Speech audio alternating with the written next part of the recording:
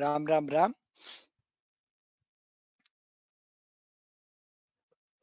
गुरुरेव गतिः गुरुमेव भजे गुरुणैव सहास्मि नमो गुरवे न गुरोः परमं शिशुरस्मि गुरोर्मतिरस्ति गुरौ मम पाहि गुरो श्रीशैलेशदयापात्रं धीभक्त्यादिगुणार्णवं यतीन्द्रप्रवणं वन्दे रम्यजामातरं मुनिं लक्ष्मीनाथसमारम्भां नाथयामुनमध्यमाम् अस्मदाचार्यपर्यन्तां वन्दे गुरुपरम्परां वक्रतुण्डमहाकाय कोटिसूर्यसमप्रभ अविघ्नं कुरु मे देव सर्वकार्येषु सर्वदा सरस्वति नमस्तुभ्यं वरदे कामरूपिणि विद्यारम्भं करिष्यामि सिद्धिर्भवतु मे सदा हयग्रीव हयग्रीव हयग्रीवेति यो वदेत् तस्य निस्सरते वाणी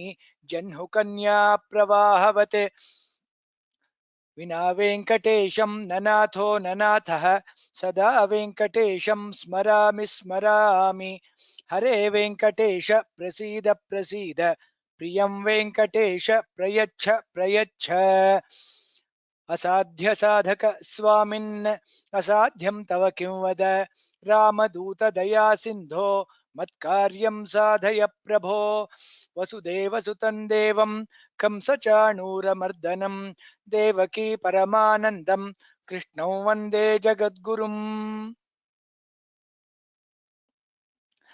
Ram Ram Ram. Welcome to all of you. Swagatam.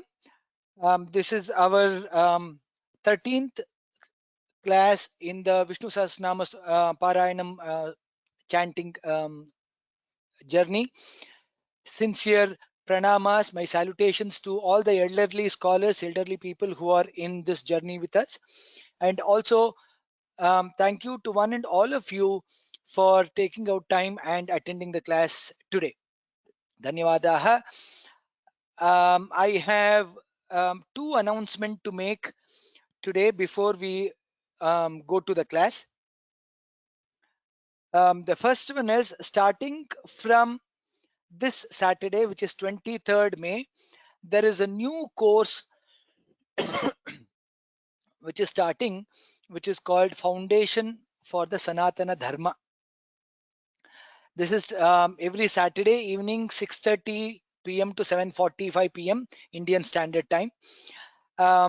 First of all, thanks for Vyoma for bringing, again, as it is written here, treasure course. This is actually a treasure, both in terms of the content and also in terms of the person who is presenting, Professor Mahadevan, who is a IMB professor, who was also vice chancellor in Chinmaya Vidyapita earlier, great scholar. I request all of you to register for this course, which is happening every Saturday, 6:30 to 7:45. This will be approximately about 12 to 13 classes, 12 to 13 weeks for about an hour. This talks lot of things about life, goals in life, karma in life, so many other things. I don't want to talk too much about it, but in the first class that when you attend, you will know more about it. I request all the participants to register for this course and attend the course. That's my first announcement. Second, please excuse me today. I have little throat problem, so you might not be able to hear me in the same tone that you were hearing me in all the classes. Kshamyata. The second announcement is next two classes. Hopefully by Lord Narayana's grace, today we will be completing 300 Namavalis in Vishnu Sahasranama. By God's grace, we will complete 300 Namavali. We'll stop there. So next two classes, we will do a practice session, like the way we did the practice session of the Purva Pitika. We will do the next two classes. We'll do only the practice session of 32 shlokas, starting from Vishwam Vishnu Shatkaraha till sorry, till the end of 32 shlokas, we will be doing the practice session. So this is an opportunity for all of us to whoever has practiced kind of to chant here, and also if there are any corrections, to make those corrections. So please practice. We'll also try to end of this class, we'll also try to chant all the 32 shlokas at the end of this class. That's all we'll do. Please practice. So last time when we did the practice session for the Purva Pitika, we had almost about 110, more than 110 participants who practiced. We have in the class almost about 170 to 180 people on a floating basis, in terms of the attendee number. So request is more and more people, more and more participants, please participate in the practice session. That's how we will learn. Please don't hesitate to make mistakes or learn. um, this is the forum for us to make mistake and learn, and also to encourage all other participants to practice very well. So that is, those are the two announcements for today. There were also some questions in the last class. Let's quickly go through that. How to pronounce these two? Aha samvartako vanhihi and janhur narayano narah. The confusion is, should we say vanhihi or vahnihi? Similarly, should we say janhuhu or jahnuhu? What we are following is what we have learnt from our guru, our father, our grandfather. That's what we have been teaching, which is one hihi jan hu. So there are also people who are saying, sir, even in English it is wahnihi jahnuhu. So what should be pronouncing? There are also Shamitam, there are also people who pronounce as wahnihi and jahnuhu.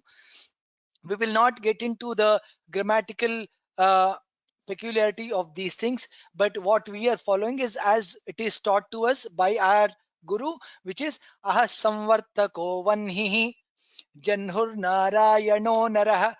That's how we have been pronouncing, that's how we will continue to pronounce.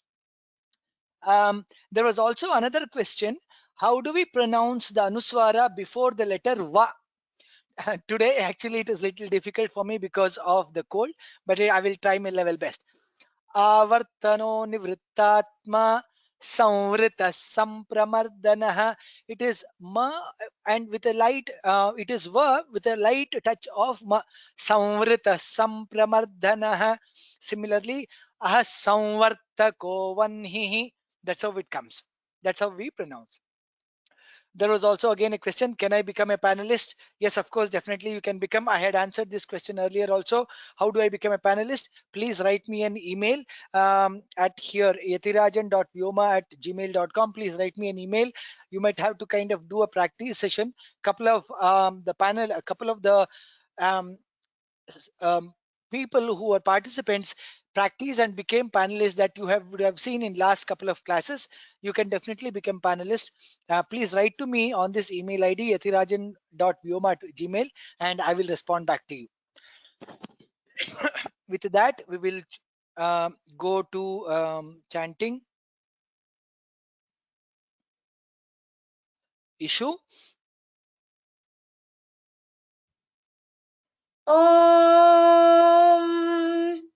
शुक्लाम्बरधरं विष्णुं शशिवर्णं चतुर्भुजं प्रसन्नवदनं ध्यायेत् सर्वविघ्नोपशान्तये।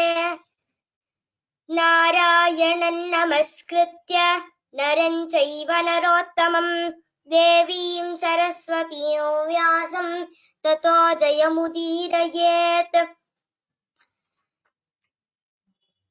अथ ध्यानं क्षीरोदन्वत्प्रदेशे शुचिमणिविलसत्सैकते मौक्तिकानां मालाक्लप्तासनस्थस्फटिकमणिनिभैर्मौक्तिकैर्मण्डिताङ्गः शुभ्रैरभ्रैरदभ्रैरुपरि विरचितैर्मुक्तपीयूषवर्षैः आनन्दीनः पुनीयादरिनलिनगदा शङ्खपाणिर्मुकुन्दः भूः पादौ यस्य नाभिर्वियदसुरनिलश्चन्द्रसूर्यौ च नेत्रे कर्णावाशाशिरोद्यौर्मुखमपि दहनो यस्य वास्तेयमब्धिः अन्तस्थं यस्य विश्वं सुरनरखदगो भोगिगन्धर्वदैत्यैः चित्रं रम्यते तं त्रिभुवनवपुषं विष्णुमीशन्नमामि ॐ नमो भगवते वासुदेवाय शान्ताकारं भुजगशयनं पद्मनाभं सुरेशं विश्वाधारं गगनसदृशं मेघवर्णं शुभाङ्गं लक्ष्मीकान्तं कमलनयनं योगिहृध्यानगम्यं वन्दे विष्णुं भवभयहरं सर्वलोकैकनाथम् मेघश्यामं पीतकौशेयवासं श्रीवत्साङ्कं कौस्तुभोद्भासिताङ्गं पुण्योपेतं पुण्डरीकायताक्षं विष्णुं वन्दे सर्वलोकैकनाथम्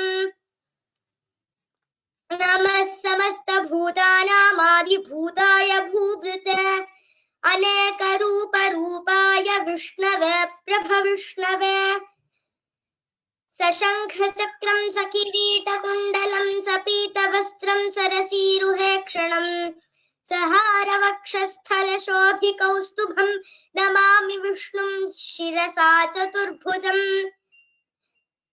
छायायां पारिजातस्य हेमसिंहासनोपरि आसीनमम्बुदश्याममायताक्षमलङ्कृतम् चन्द्राननं चतुर्बाहुं श्रीवत्साङ्कितवक्षसं रुक्मिणी सत्यभामाभ्यां सहितं कृष्णमाश्रये।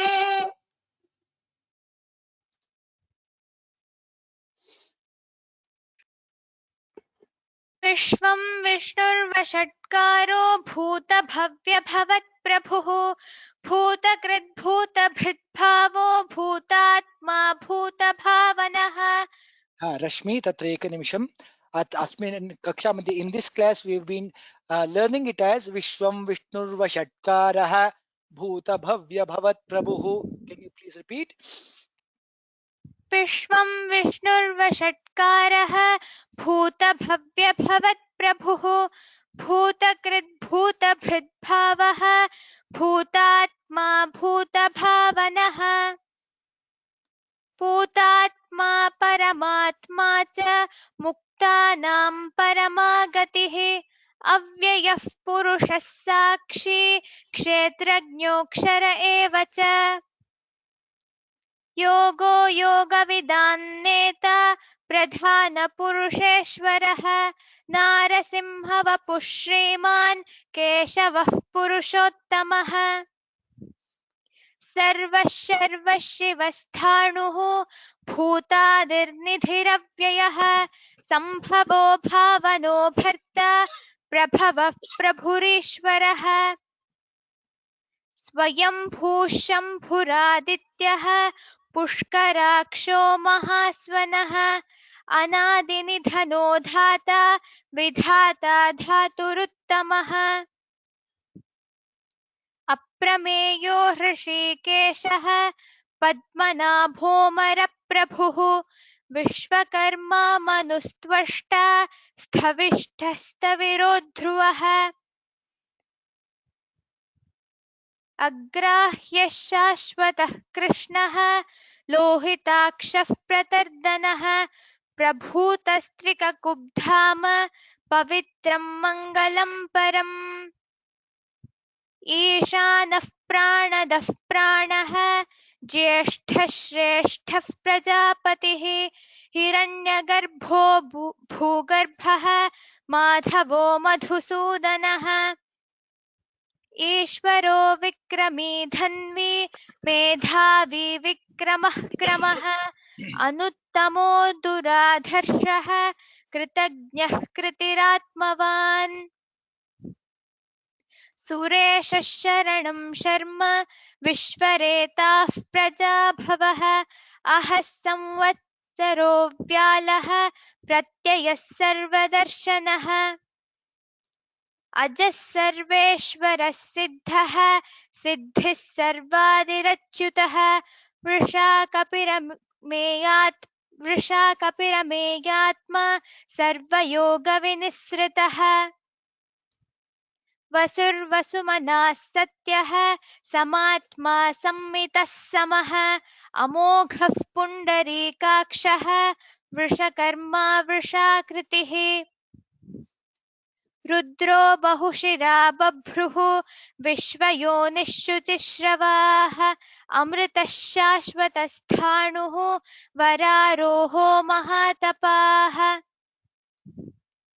सर्वगः सर्वविद्भानुः विश्वक्सेनो जनार्दनः वेदो वेदविदव्यङ्गः वेदाङ्गो वेदवित्कविः लोकाध्यक्षः सुराध्यक्षः धर्माध्यक्षः कृताकृतः चतुरात्मा चतुर्व्यूहः चतुर्दंष्ट्रश्चतुर्भुजः भ्राजिष्णुर्भोजनं भोक्ता सहिष्णुर्जगदादिजः अनघो विजयो जेता विश्वयोनिः पुनर्वसुः उपेन्द्रो वामनः प्रांशुः अमोघः शुचिरूर्जितः अतीन्द्रः सङ्ग्रहः सर्गः धृतात्मा नियमो यमः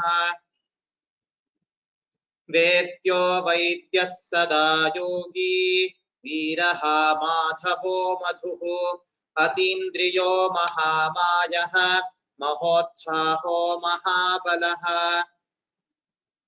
महाबुद्धिर्महावीर्यः महाशक्तिर्महाद्युतिः अनिर्देश्य वपुः श्रीमान् अमेयात्मा महात्रिधृक् महेश्वासो महीभक्ता श्रीनिवासः सताङ्गतिः अनिरुद्धः सुरानन्दः गोविन्दो गोविदाम्पतिः मरीचिर्दमनोहंसः सुपर्णो भुजगोत्तमः हिरण्यनाभः सुतपाः पद्मनाभः प्रजापतिः अमृत्युः सर्वदृक्सिंहः सन्धाता सन्धिमां स्थिरः अजो दुर्मर्षणः शास्ता विश्रुतात्मा सुरारिः गुरुर्गुरुतमो धाम सत्यः सत्यपराक्रमः निमिषो निमिषस्रग्वी वाचस्पतिरुदारधीः अग्रणीर्ग्रामणी श्रीमान् न्यायो नेता समीरणः सहस्रमूर्धा विश्वात्मा सहस्राक्षः सहस्रपात् आवर्तनो निवृत्तात्मा संवृतः सम्प्रमर्दनः अहः संवर्तको वह्निः अनिलो धरणीधरः सुप्रसादः प्रसन्नात्मा विश्वधृक् विश्वभुक् विभुः सत्कर्ता सत्कृतः साधुः जह्नुर्नारायणो नरः असंख्येयो प्रमेयात्मा विशिष्टः शिष्टकृच्छुचिः सिद्धार्थः सिद्धसङ्कल्पः सिद्धिदः सिद्धिसाधनः। धन्यवादः। अमोघ स्क्रिप्ट दृश्यते वा, स्क्रीन दृश्यते वा? आं दृश्यते महोदय। भवत् there was some question. Some people were not able to see the screen. Okay. Issue.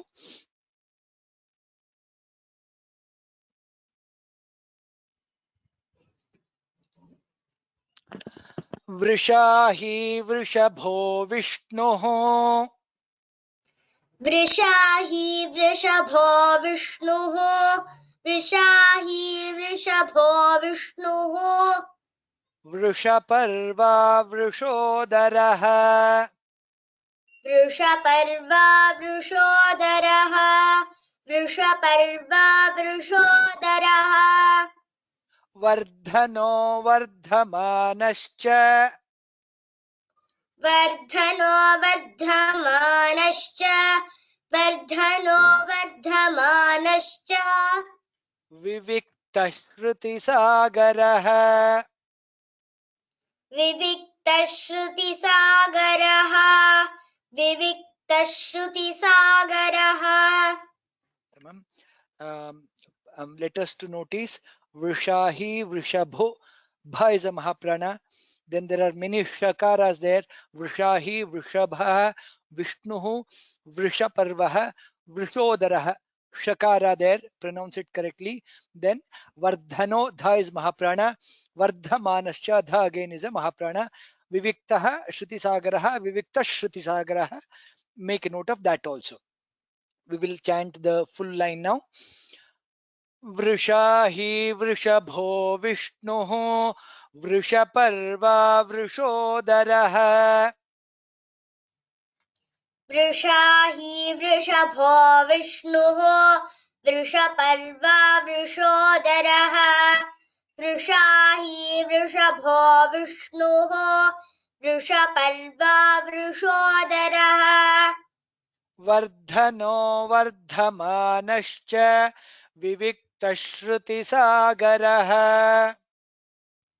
वर्धनो वर्धमानश्च विविक्तश्रुतिसागरः वर्धनो वर्धमानश्च विविक्तश्रुतिसागरः वृषा हि वृषभो विष्णुः Vrishaparva वृषोदरः वर्धनो वर्धमानश्च विविक्तश्रुतिसागरः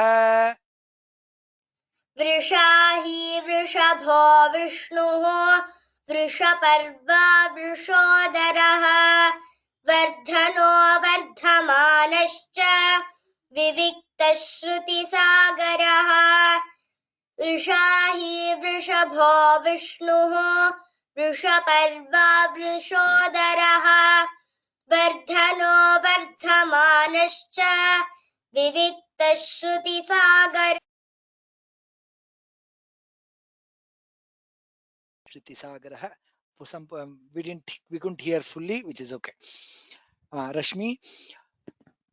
Subhujo durdharo vagmi सुभुजो दुर्धरो वाग्मी सुभुजो दुर्धरो वाग्मी Mahendro vasudo vasuhu महेन्द्रो वसुदो वसुः महेन्द्रो वसुदो वसुः नैकरूपो बृहद्रूपः नैकरूपो बृहद्रूपः नैकरूपो बृहद्रूपः शिपिविष्टः प्रकाशनः शिपिविष्टः प्रकाशनः शिपिविष्टः प्रकाशनः Let us to note Subhujo, Bhu is a Mahaprana, Durdharo, Dha is again a Mahaprana, and in the second line, Shipivishtaha Prakashanaha, Shipivishtav Prakashanaha. No, kindly note those letters while chanting the shloka.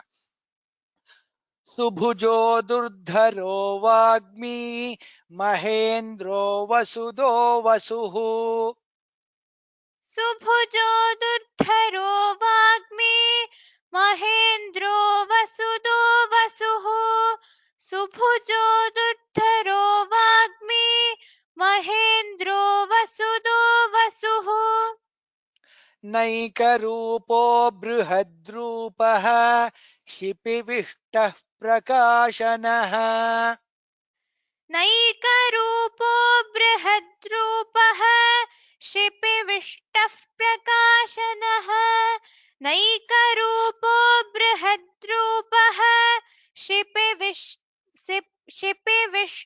प्रकाशनः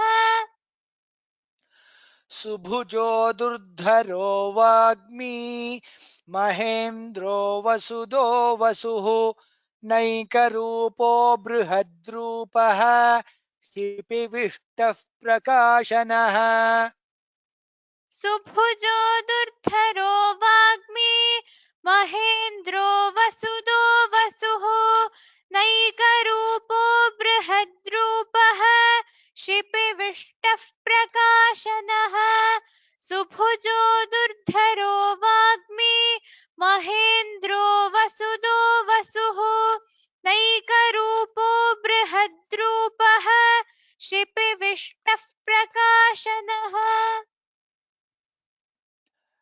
धन्यवादः।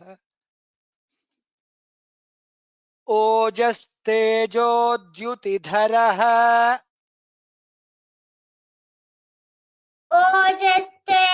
ओजस्तेजोद्युतिधरः ओजस्तेजोद्युतिधरः प्रकाशात्मा प्रतापनः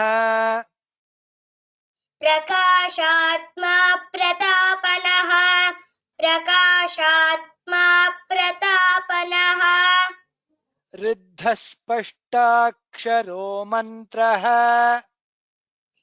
ऋद्धस्पष्टाक्षरो मन्त्रः ऋद्धस्पष्टाक्षरो मन्त्रः चन्द्रांशुर्भास्करद्युतिः चन्द्रांशुर्भास्करद्युतिः चन्द्रांशुर्भास्करद्युतिः Let us to note Dyutidharaha, dha is Mahaprana, Riddhaha, dha is again Mahaprana there. Chandramshuhu, Bhaskaradyutihi, bha again is a Mahaprana there. Please note this. Note these letters while chanting the shloka. Ojastejodyutidharaha prakashatma pratapanaha ओजस्तेजोद्युतिधरः प्रकाशात्मा प्रतापनः ओजस्तेजोद्युतिधरः प्रकाशात्मा प्रतापनः ऋद्धस्पष्टाक्षरो मन्त्रः चन्द्रांशुर्भास्करद्युतिः ऋद्धस्पष्टाक्षरो मन्त्रः चन्द्रांशुर्भास्करद्युतिः ऋद्धस्पष्टाक्षरो मन्त्रः चन्द्रांशुर्भास्करद्युतिः ओजस्तेजोद्युतिधरः प्रकाशात्मा प्रतापनः ऋद्धस्पष्टाक्षरो मन्त्रः चन्द्रांशुर्भास्करद्युतिः ओजस्तेजोद्युतिधरः प्रकाशात्मा प्रतापनः ऋद्धस्पष्टाक्षरो मन्त्रः चन्द्रांशुर्भास्करद्युतिः ओजस्तेजोद्युतिधरः प्रकाशात्मा प्रतापनः ऋद्धस्पष्टाक्षरो मन्त्रः चन्द्रांशुर्भास्करद्युतिः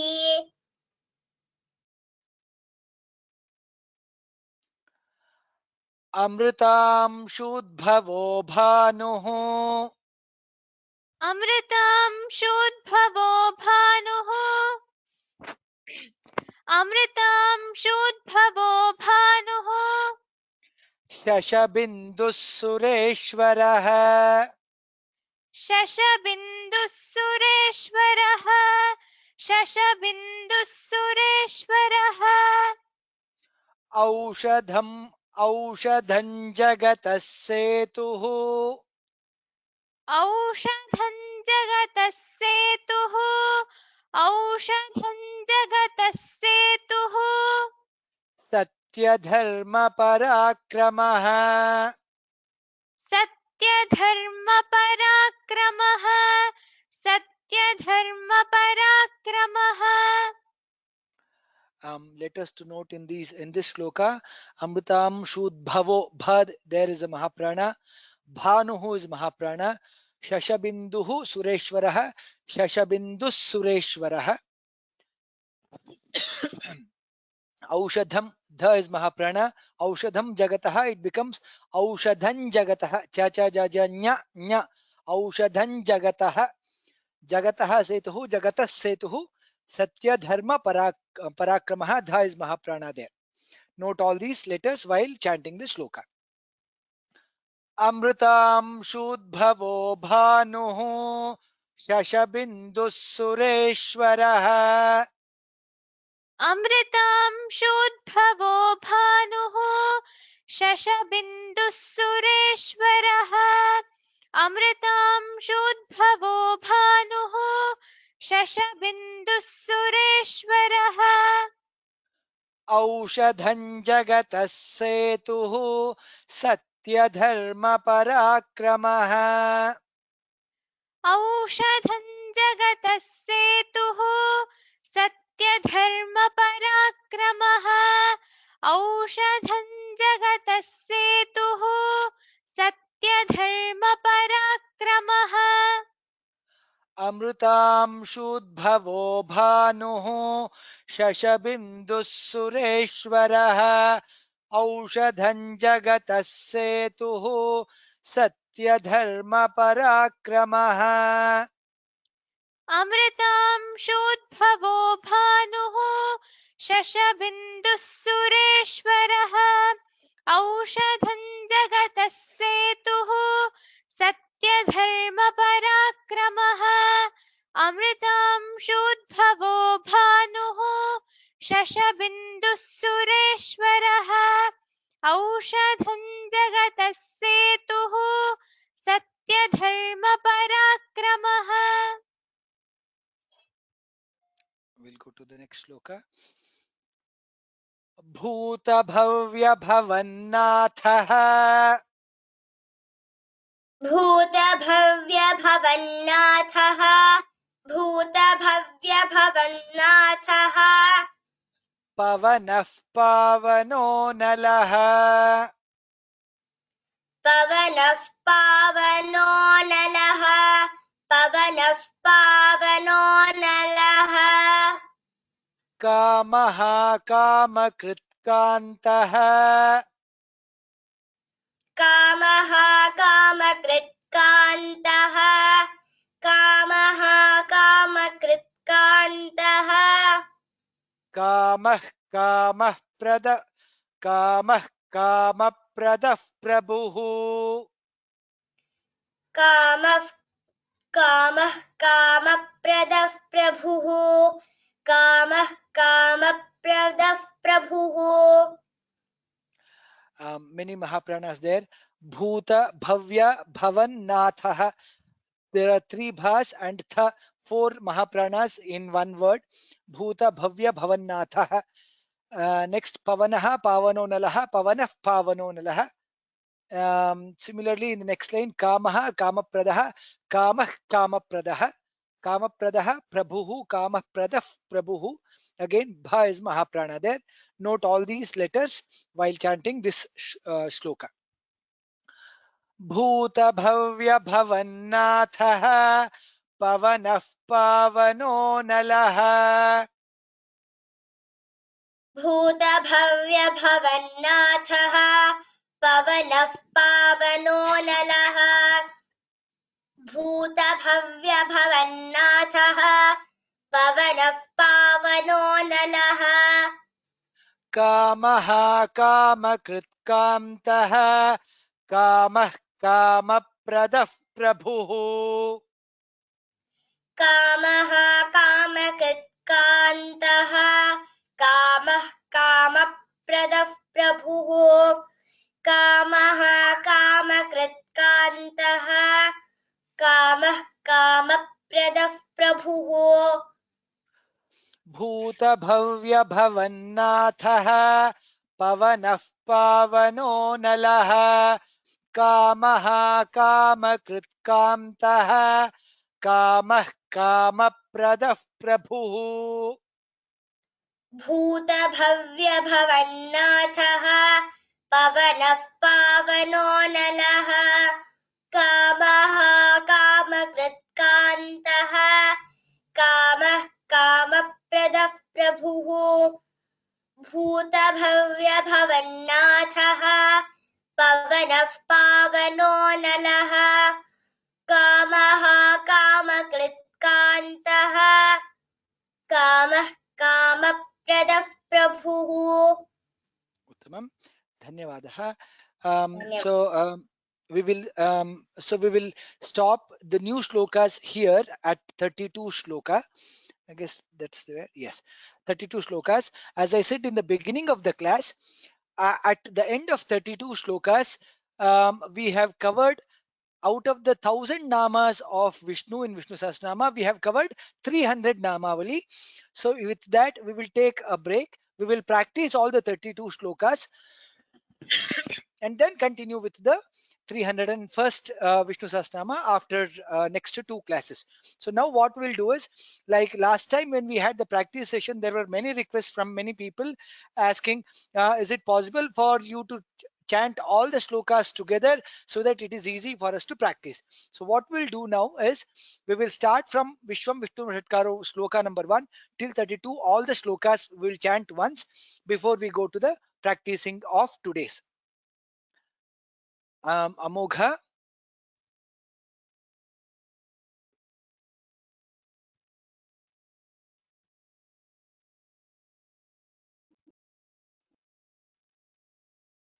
ॐ विश्वं विष्णुर्वषट्कारः भूतभव्यभवत्प्रभुः भूतकृद्भूतभृद्भावः भूतात्मा भूतभावनः ॐ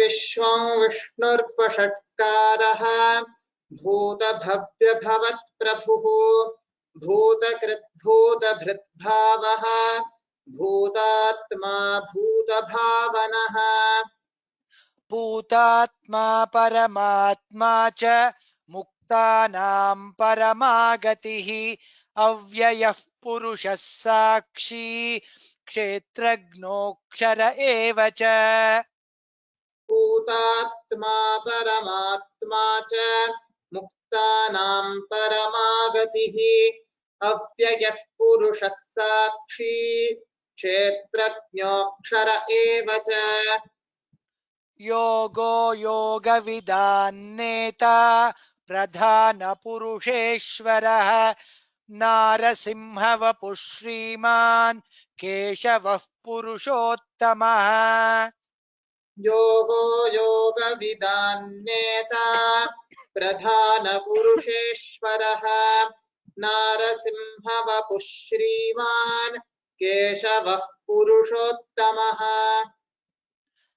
सर्वः सर्वः शिवस्थाणुः भूतादिर्निधिरव्ययः सम्भवो भावनो भर्ता प्रभवः प्रभुरीश्वरः सर्वः सर्वः शिवस्थाणुः भूतादिर्निधिरव्ययः सम्भवो भावनो भर्ता प्रभवः प्रभुरीश्वरः स्वयंभूः शम्भुरादित्यः पुष्कराक्षो महास्वनः अनादिनिधनो धाता विधाता धातुरुत्तमः स्वयंभूः शम्भुरादित्यः पुष्कराक्षो महास्वनः अनादिनिधनो धाता विधाता धातुरुत्तमः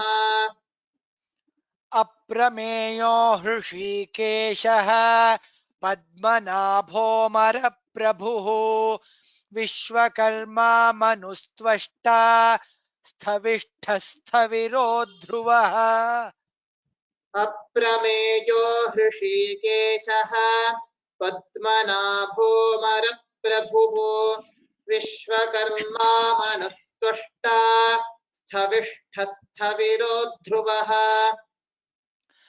अग्राह्यः शाश्वतः कृष्णः लोहिताक्षः प्रतर्दनः प्रभूतस्त्रिककुब्धाम पवित्रं मङ्गलं परम्।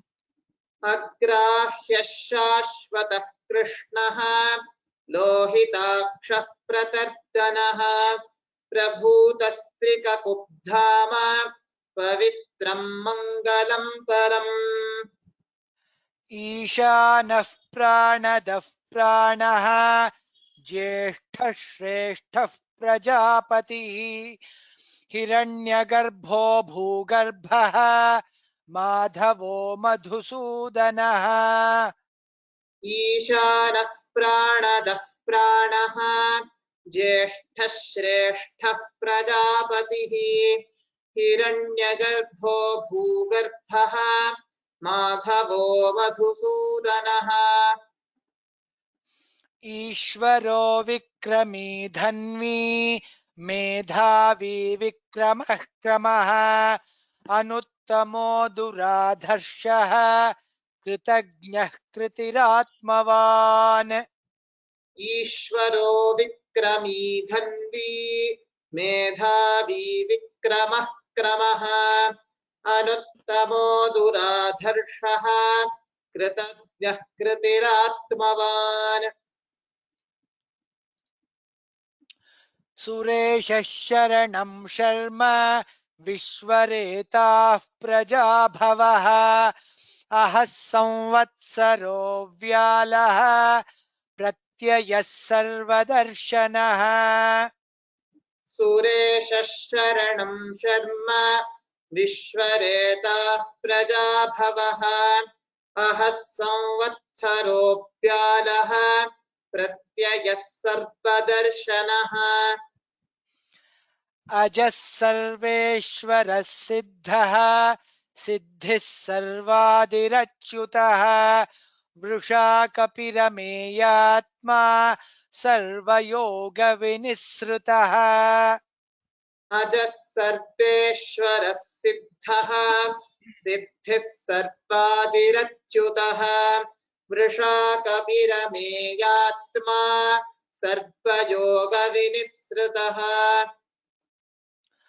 वसुर्वसुमनः सत्यः समात्मा सम्मितः समः अमोघः पुण्डरीकाक्षः वृषकर्मा वृषाकृतिः।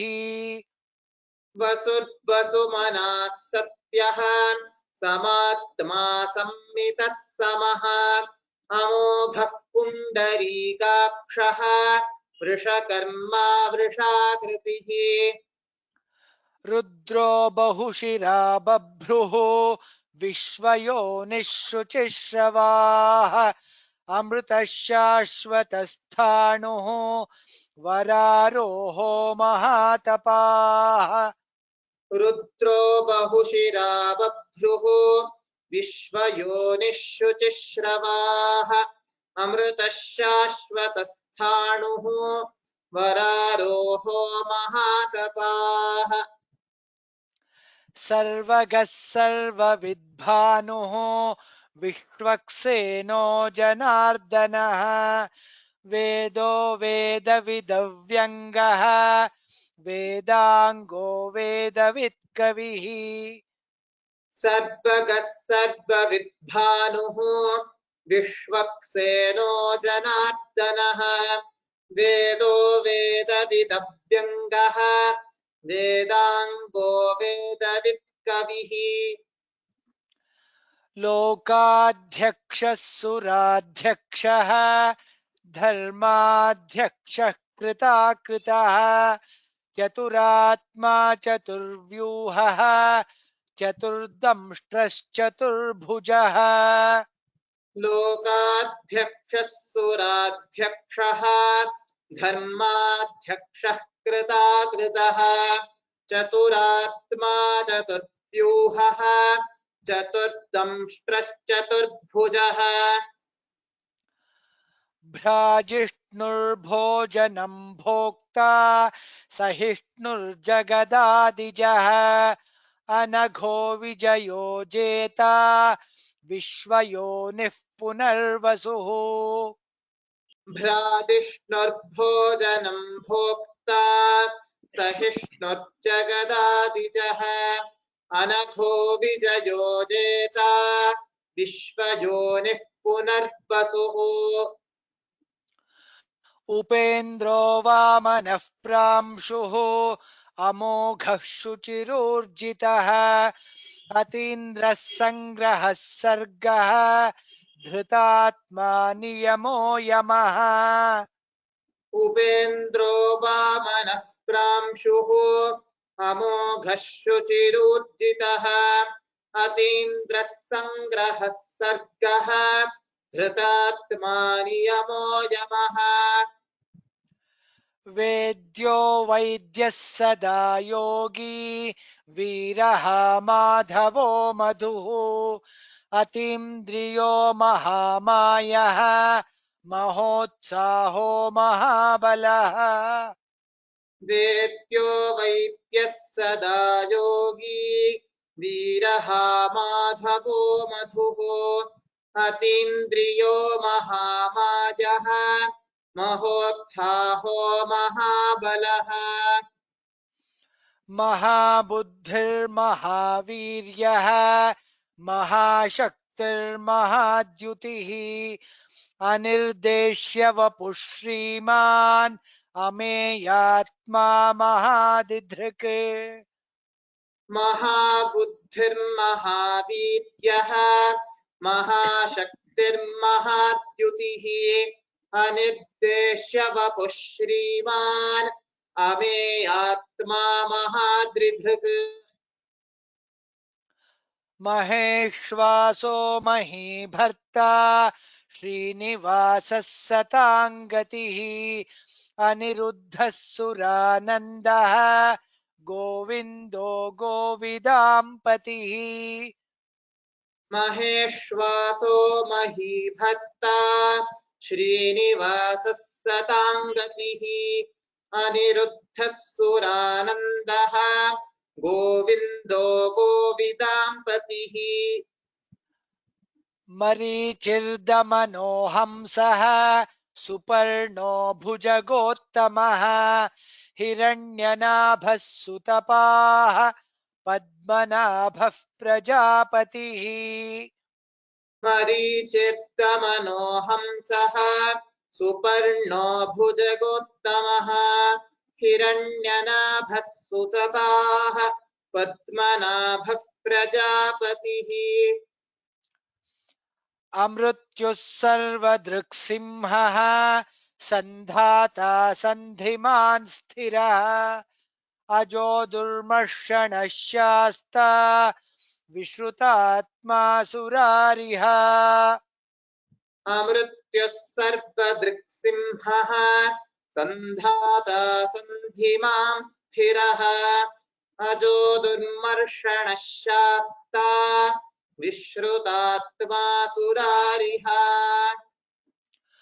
गुरुर्गुरुतमो धाम सत्यः सत्यपराक्रमः निमिषो निमिषस्रग्वी वाचस्पतिरुदारधीः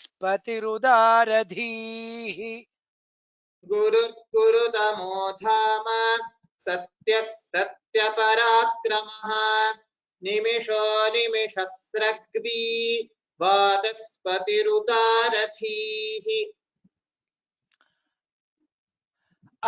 अग्रणीर्ग्रामणी श्रीमान् न्यायो नेता समीरणः सहस्रमूर्धा विश्वात्मा सहस्राक्षः सहस्रपात् अग्रणीर्ग्रामणी श्रीमान् न्यायो नेता समीरणः सहस्रमूर्धा विश्वात्मा सहस्राक्षः सहस्रपात् आवर्तनो निवृत्तात्मा संवृतः सम्प्रमर्दनः अहः संवर्तको वह्निः अनिलो धरणीधरः आवर्तनो निवृत्तात्मा संवृतः सम्प्रमर्दनः अहः संवर्तको वह्निः अनिलो धरणीधरः सुप्रसादः प्रसन्नात्मा विश्वधृग्विश्वभुग्विभुः सत्कर्ता सत्कृतः साधुः जह्नुर्नारायणो नरः सुप्रसादः प्रसन्नात्मा विश्वधृग्विश्वभुग्विभुः सत्कर्ता सत्कृतः साधुः जह्नुर्नारायणो नरः असंख्येयो प्रमेयात्मा विशिष्टः शिष्टकृच्छुचिः सिद्धार्थः सिद्धसंकल्पः सिद्धिदः सिद्धिसाधनः असंख्येयो प्रमेयात्मा विशिष्टः शिष्टकृच्छुचिः सिद्धार्थः सिद्धसंकल्पः सिद्धिदः सिद्धिसाधनः वृषा हि वृषभो विष्णुः वृषपर्वा वृषोदरः वर्धनो वर्धमानश्च विविक्तश्रुतिसागरः वृषा हि वृषभो विष्णुः वृषपद्वा वृषोदरः वर्धनो वर्धमानश्च विविक्तश्रुतिसागरः सुभुजो दुर्धरो वाग्मी महेन्द्रो वसुदो वसुः नैकरूपो बृहद्रूपः शिपिविष्टः प्रकाशनः सुभुजो दुर्धरो वाग्मी महेन्द्रो वसुदो वसुः नैकरूपो बृहद्रूपः शिपिविष्टः प्रकाशनः ओजस्तेजोद्युतिधरः प्रकाशात्मा प्रतापनः रुद्धस्पष्टाक्षरो मन्त्रः चन्द्रांशुर्भास्करद्युतिः ओजस्तेजोद्युतिधरः प्रकाशात्मा प्रतापनः रुद्धस्पष्टाक्षरो मन्त्रः चन्द्रांशुर्भास्करद्युतिः अमृतांशूद्भवो भानुः शशबिन्दुः सुरेश्वरः औषधं जगतः सेतुः सत्यधर्मपराक्रमः अमृतांशुद्भवो भानुः शशबिन्दुः सुरेश्वरः औषधं जगतः सेतुः सत्यधर्मपराक्रमः भूतभव्यभवन्नाथः पवनः पावनो नलः कामः कामकृत्कान्तः कामः कामप्रदः प्रभुः भूतभव्यभवन्नाथः पवनः पावनो नलः कामः कामकृत्कान्तः कामः कामप्रदः प्रभुः उत्तमं धन्यवादः now people who want to practice the new shlokas that we taught today starting from 28 yes you can raise your hands. We still have 5 more minutes. We will definitely practice today before we move to the practicing for the next class. From here, let's see who all has raised hands.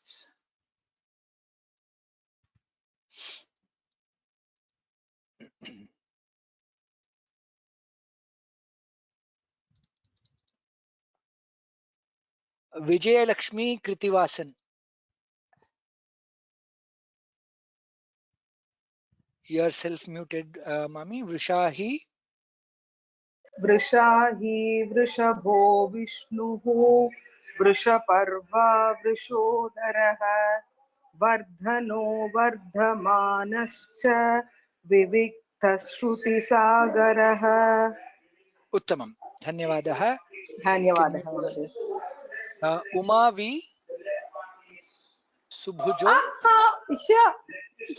सुभ्यो दुर्धरो वाक्मी उत्तमं सलिता, महेन्द्रो वसुधो वसुः उत्तमம் मैत्ररूपो அப்படிங்களா? शिभिविष्टप्रकाशिनः। उत्तमं।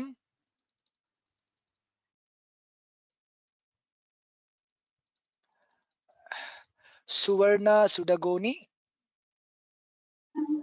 ओजस्तेजो ओजस्तेजोद्युतिधरः प्रकाशात्मा प्रतापनः वृद्धः स्पष्टाक्षरो मन्त्रः चन्द्रांशुर्भास्करद्युतिः। उत्तमं। धन्यवादः। Selja Selja PS अमृतांशुद्भवो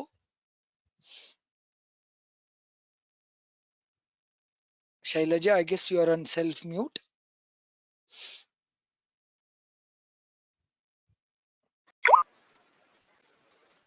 अमृतां Amrita, शुद्भवो भानुः ससबिन्दु सुरेश्वरः औषधं जगत्सेतुः सत्यधर्मपराक्रमः। Uttamam, Uttamam. Maybe little more stress on the Mahapranas, that will be good. Otherwise, it was definitely good. Thank you. Sachin V. Sachin V. Ram sir. Ram Ram. Bhuta Bhavya Bhavannatha.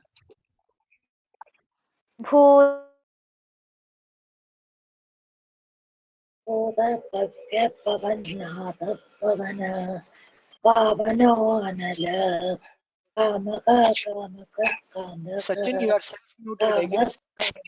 Mami, you can mute yourself. Others. Ram Sachin, Ram sir. please tell the shloka Bhuta Bhavya Bhavannatha.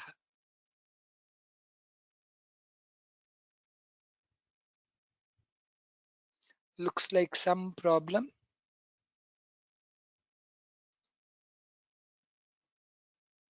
Okay, we'll come back to him again later. Santoshi Manchikanti. Santoshi Manchikanti. I hope I'm pronouncing the name right. You are self-muted. Santoshi Manchikanti. Ram Ram Ram. Ram Ram Ram. Bhuta Bhavya. भूतभव्य भवन्नादः पवनः पावनो नलः कामः कामकृत्कान्तः कामः कामप्रदः प्रभुः। Tamam, everything was nice except for Bhuta Bhavya Bhavannatha. Tha Mahaprana there. I could hear little bit of the there. Bhuta Bhavya Bhavannatha. Tha Mahaprana. Otherwise, it was good. Dhanyavadaha. Yes, Bhavani. Vrishahi. Can you chant the shloka Vrishahi Vrishabho?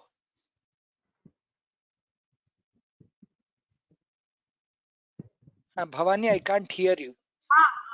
महोदय वृषाहि वृषभो विष्णुः Vrishaparva वृषोदरः वर्धनो वर्धमानश्च विविक्तश्रुतिसागरः। Uttamam, Uttamam. You can go on mute. Rushil Srinivas. Rushil Srinivas. Subhujo Durdharo. Ram Ram Ram. Ram Ram Ram. Subhujo Durdharo.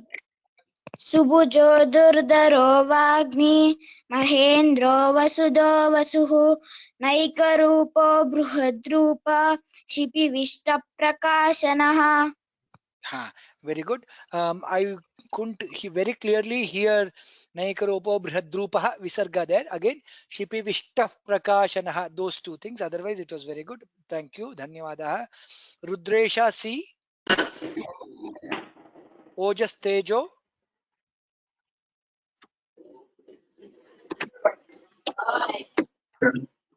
ओजस् ओजस्तेजरः प्रकाशात् प्रतापनः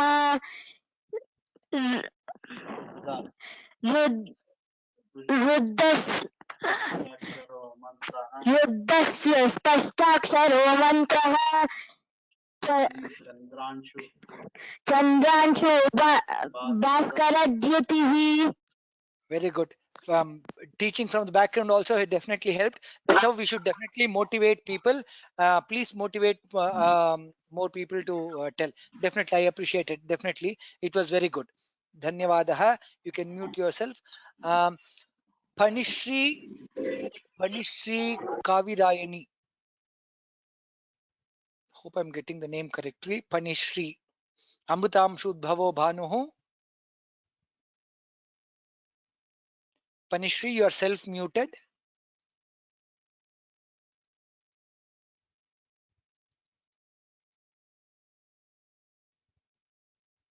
Looks like problem. Okay, no problem. Padma Narayanan. Padma Narayan. Mute yourself, yeah. Yes. Amrutasashvado. Can you hear me? Yes, please go ahead. Amrutam Shudbhavo Bhanuhu Shashibindu Sureshwaraha Aushadam Jagadasetuhu Satya Dharma Parakramaha. It was good try. The only small correction it is Shasha Binduhu, not Shashi Binduhu. I heard it as Shashi Binduhu. Amrutam Shashabindu Sureshwaraha Aushadam Jagadasetuhu Satya Dharma Parakramaha. Again in the second line it is Aushadham. Dha is Mahaprana. You can correct it from the next time. Thank you. Dhanyavadaha. Thank you. Mona Kulkarni. नमस्कार गुरुजी. नमस्कारः. भूतभव्य भवन्नाथः पवनः पावनो नलः कामः कामकृत्कान्तः कामप्रदः प्रभुः. Uttamam. Since there are, you can mute yourself. Since there are many people, more people, maybe I will do one more round. Manya Umesh Vrishahi. Ram sir. Ram. Vrishahi Vrishabho. वृषाहि वृषभो विष्णुः वृषपर्वा वृषोदरः वर्धनो वर्धमानश्च विविक्तः श्रुतिसागरः. अत्युत्तमम्. Very good. Lavanya A. Subhujo. Ram. Subhujo. सुबुधो दुर्धरो वाङ्मी महेन्द्रो वसुदो वसुः नैकरूपो बृहद्रूपः शिपिविष्टः प्रकाशनः. Uttamam. Thank you. Ashok Gutsurkar. Yeah. Namaskar Mahodaya. Namaskaraha. Subhujo Durdharo Vagmi. Subhujo Durdharo Vagmi Mahendro Vasudo Vasu Naikarupo Brihadrupa Vishta Prakashana. Uttamam. Brihadrupaha Visarga there. Otherwise it was very good. Thank you. Dhanyavadaha.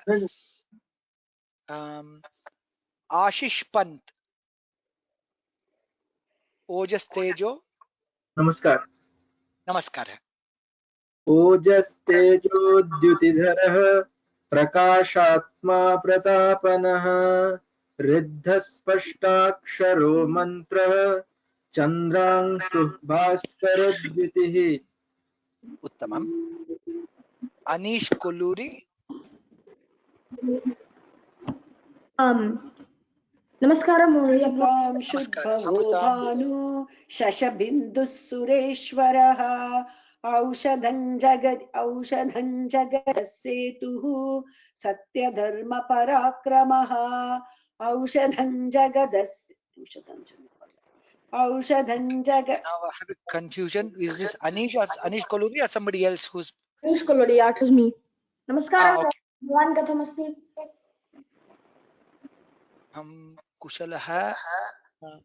Dhanyavadah. Amritam All of you. Shudhavo Bhanu Shishabindusur Amritam Shudhavo Bhanu Shishabindusureshwaraha Aushadham Jagatasetuhu Satyadharma Param. Dhanyavadah. You can mute yourself. Maybe the last one. Arati Bhuta Bhavya Bhavannatah. भूतभव्यभवन्नाथः पवनः पावनो नलः कामः कामकृत्कान्ता कामः कामप्रदप्रभुः. Okay, I guess somebody is not muted. Somebody said the shloka, which is good. Bhuta Bhavya Bhavannatah Pavanah Pavano Nalaha Kamaha Kama Kritkamtaha Kama Kama Pradah Prabhuhu. With that, I know we are a little late. We will come to the. So I repeat the announcement. Next two classes will be practice sessions from shloka number 1, which is Vishwam Vishnu Vashatkara, till the last shloka that we learned, which is Bhuta Bhavya Bhavannatha. So till here, it will be a will practice session. I encourage all the participants who are here. As of now, I can see about 150 plus participants. Or I encourage all the participants to participate, and that's why we have I've kept 2 classes. Even if it goes to third class, I don't mind keeping it practice session for 3 classes. I want everyone to practice, so that's how we will learn. And like the request always in all the classes, please continue your prayer with by chanting Vishnu Sahasranama every day, so that the Kantaka that has come into the world goes away very fast. If you are not able to chant the Vishnu Sahasranama every day, at least listen to Vishnu Sahasranama. That itself will get lot of fruits for the entire world. Dhanyavadah. Lokaha samastaha sukhino bhavantu. Ram Ram Ram. Ram Ram. Ram Ram. Ram Ram. Ram Ram. Dhanyavadah. धन्यवादः.